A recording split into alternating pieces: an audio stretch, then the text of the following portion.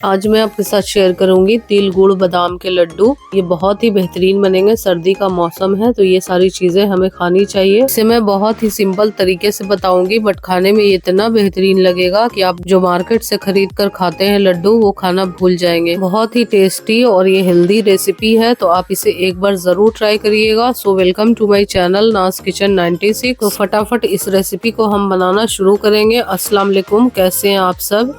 उम्मीद करते हैं आप सब भी खैरियत से होंगे। तो देखने में ये जितना शानदार है, खाने में उतना ही बेहतरीन, और बनाना तो इतना ज़्यादा आसान है कि आप सोच भी नहीं सकते। चलिए फटाफट हम रेसिपी को शुरू करते हैं।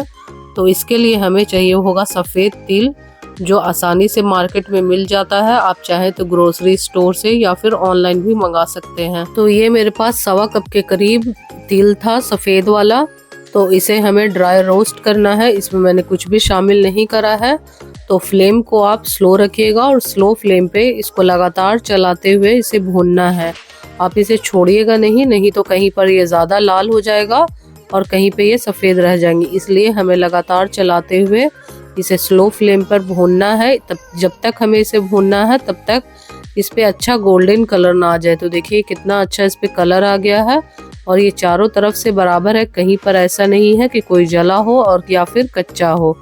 तो इसे हम बस अच्छे से भून ली हूँ। तो इसको हम एक प्लेट में ट्रांसफ़र कर देंगे ताकि ये थोड़ा ठंडा हो जाए। उसके बाद मैं आपको दिखाती हूँ, इसमें मैंने कुछ ड्राई फ्रूट्स डाले हैं, काजू और बादाम। ये गरम, अभी सर्दी का मौसम है तो थोड़ा ये सारी चीज़ें गरम करती है, तो इसमें मैंने डाला है। बट ये ऑप्शनल है। अगर आपको सिंपल सी बनानी हो तो आप तिल गुड़ बादाम के साथ ही बना सकते हैं, या फिर अगर इसमें कुछ और भी ऐड करना चाहते हैं तो इस तरह से आप मोटे मोटे टुकड़ों में इसे कट करके डाल सकते हैं।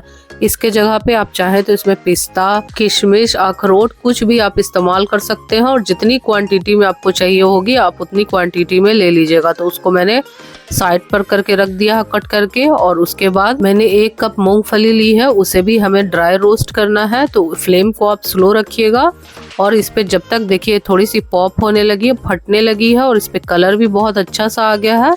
तो इसको भी हम इसी तरह से ड्राई रोस्ट करके निकाल लेंगे, और एक बर्तन में हम इसे भी ट्रांसफ़र कर देंगे। तो ये मैंने डाल दिया बर्तन में। इसे थोड़ा सा ठंडा होने दीजिए, और जब ये थोड़ा सा ठंडा हो जाए तो इसका हम मसल कर इसका छिलका जो है वो हम रिमूव कर लेंगे। जितना हो सके आप इसको निकाल लीजिएगा। कुछ अगर बच जाते हैं तो कोई प्रॉब्लम की बात नहीं है, उसे आप उसी तरह से छोड़ दीजिएगा। तो इस तरह से देखिए हल्का सा ये गरम है, इतना गरम है कि मैं इसे टच कर पा रही हूँ, और दोनों हथेलियों से रब करके मैं इसे मसल कर इसका जो छिलका है वो हम उतार लेंगे, और उसके बाद फूंक मारेंगे साइड पे जाकर। तो देखिए इस तरह से हम बहुत अच्छे से मसल कर इसका मैंने छिलका जो है वो बहुत अच्छे से उतार लिया है। और उसके बाद अगर आपके पास सूप हो तो आप फटक लीजिए, नहीं है तो आप इसको फूंक कर साइड पे करके इसको आप छिलका जो है इसका अलग कर सकते हैं। अगर आपको ये प्रोसेस ज़्यादा टफ लग रहा है तो कोई भी कॉटन का कपड़ा ले लीजिए और उसमें इसको डाल दीजिए, और डालने के बाद वो सारा जो है छिलका कॉटन के टुकड़ों में चिपक जाएगा, और इसको इस तरह से आप साफ़ कर सकते हैं। तो देखिए ये बहुत अच्छे से साफ़ हो गया है। थोड़ा बहुत रह गया है तो कोई दिक्कत की बात नहीं है।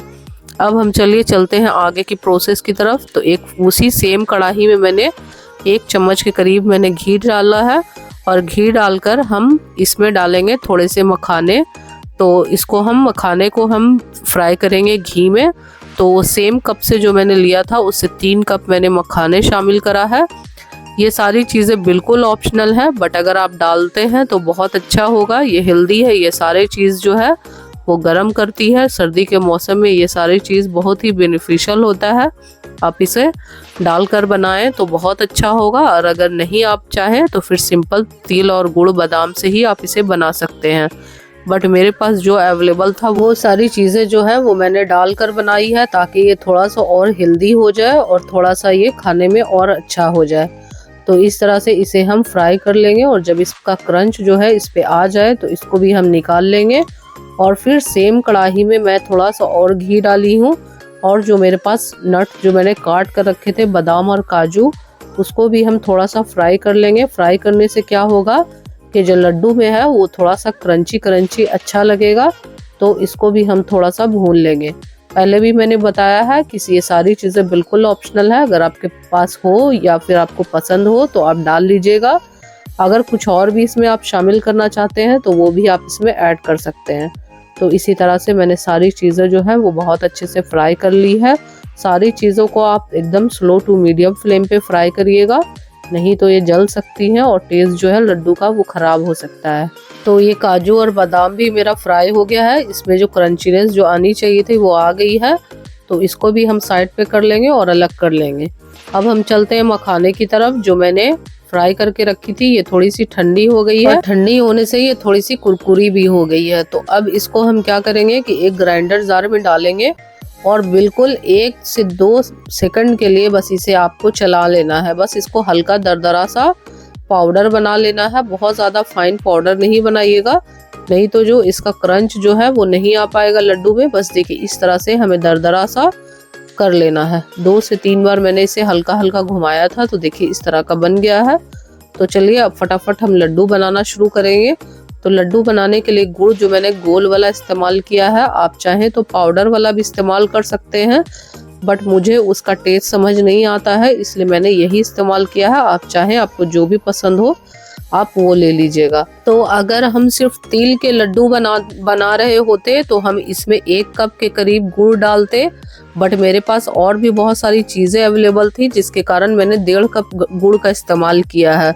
थोड़ा सा मैंने 2 से 3 टेबल स्पून पानी इसमें डाला है ताकि ये जल्दी से मेल्ट हो जाए, और उसके बाद इसको पानी डालकर हम इसे पिघलाना शुरू करेंगे। फ्लेम स्लो टू मीडियम अभी रखिएगा और ध्यान रखेंगे गुड़ को जो हम डालेंगे इस तरह से क्रश करके तोड़ कर डालेंगे, नहीं तो अगर आप मोटा मोटा गोल सा डाल देंगे तो वो अच्छे से पक नहीं पाएगी, कहीं पर जल जाएगी और कहीं पर कच्ची रह जाएगी।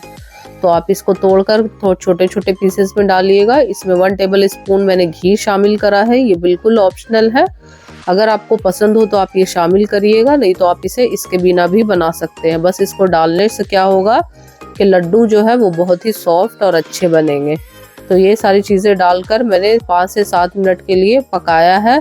अब इसको मैं चेक करती हूँ कि मेरा जो गुड़ है वो अच्छे से बना है कि नहीं, पका है कि नहीं। तो देखिए अभी बिल्कुल नहीं पका है, ये गुड़ जो है पानी में पूरा बिखर गया है, यानी अभी हमें इसे और पकाना है। जब तक मेरा गुड़ जो है वो एकदम गोल सा नहीं होने लगे, पानी में डालने के बाद थोड़ा सा वो खिंचने नहीं लगे, तब तक हमें इसे पकाना है। तो फ्लेम को स्लो टू मीडियम रखिएगा और उस मीडियम फ्लेम पे इसे आप पकाएंगे। फ्लेवर के लिए मैंने 1 टेबल स्पून इलायची का पाउडर डाला है, इससे जो लड्डू है वो बहुत अच्छा टेस्ट देगा लड्डू में, तो इसको आप ज़रूर से शामिल करिएगा। अगर आपके पास नहीं है तो छोटी इलायची को आप उसको कूट कर भी इसमें डाल सकते हैं। तो इस तरह से मैंने इसको डालकर थोड़ा सा मिक्स कर लिया है और 7 से 8 मिनट के लिए मैंने इसे और पकाया है। तो इसे आप चमचा को लगातार चलाते हुए पकाइएगा, इसको छोड़ना बिल्कुल नहीं है, नहीं तो वो नीचे से लग सकती है और जो गुड़ का टेस्ट है वो ख़राब हो जाएगा। जब गुड़ का टेस्ट अगर ख़राब हो गया तो लड्डू फिर सही नहीं बनेंगे, टेस्ट में कड़वाहट आ जाएगी और जो मार्केट जैसा लड्डू होता है वो बिल्कुल आप घर पे नहीं बना पाएंगे। तो इसी तरह से मैंने लगातार चलाते हुए भून लिया है। इसको अब हम चेक करेंगे, तो देखिए थोड़ा सा मिक्सचर जो है वो हम पानी में डालेंगे। तो देखिए पहले से ये बहुत ज़्यादा गाढ़ी हो गई है और इसको जब हम मिक्स कर रहे हैं तो देखिए गोल गोल फॉर्म में ये बनने लगा है। तो इससे ज़्यादा हमें नहीं पकाना है, वरना वो बादाम और चिक्की वाली जो होती है ना, तो उस तरह की हो जाएगी और उस तरह की कंसिस्टेंसी जो है वो हमें नहीं चाहिए। तो बस इस टाइम पे हम सारा जो है चीज़ जो है इसमें हम डाल देंगे, तिल, बादाम, ड्राई फ्रूट्स, मखाने वाला पाउडर, सारा कुछ इसमें डाल देंगे। अगर आपके पास सोंठ का पाउडर हो तो आप थोड़ा बहुत चाहें तो वो भी डाल सकते हैं। ये सारी चीज़ें जो है वो गर्म करती हैं और खाने में अभी सर्दी के मौसम में बहुत ही फ़ायदेमंद होती है। तो अभी मेरे पास वो तो नहीं थी, इसलिए मैंने सोंठ का पाउडर वगैरह नहीं शामिल करा है। जो चीज़ मेरे पास थी वो मैंने आपको दिखा दिया है और यही सारी चीज़ों से मैंने इसे बनाया था।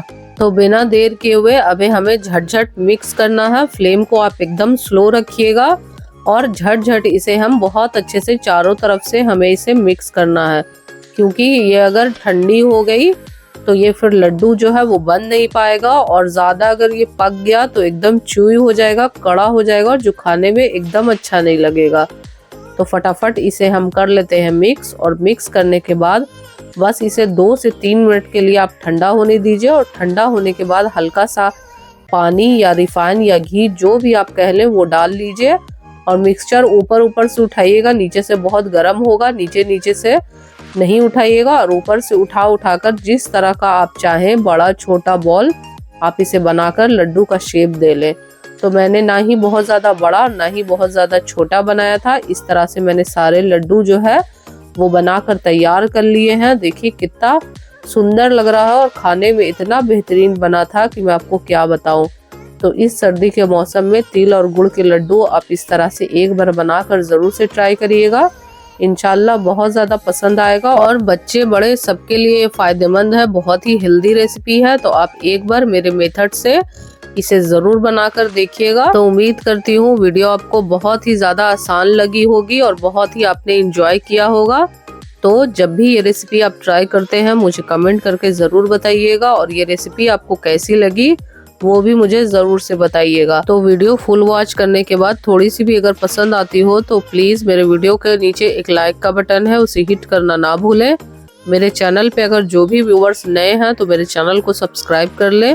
बेल आइकन को ज़रूर से प्रेस करें ताकि कोई भी वीडियो की नोटिफिकेशन आपसे मिस ना हो। तो मिलते हैं फिर इसी तरह और भी रेसिपीज के साथ। तब तक के लिए मुझे इजाज़त दें। तो इसी तरह से आप नई नई वीडियो को देखें, सीखें और बनाएं। अपनों का खूब ख्याल रखें। सर्दी का मौसम है, बच्चे बड़े सबका ख्याल रखें। मिलते हैं फिर। अल्लाह हाफिज़, बाय बाय।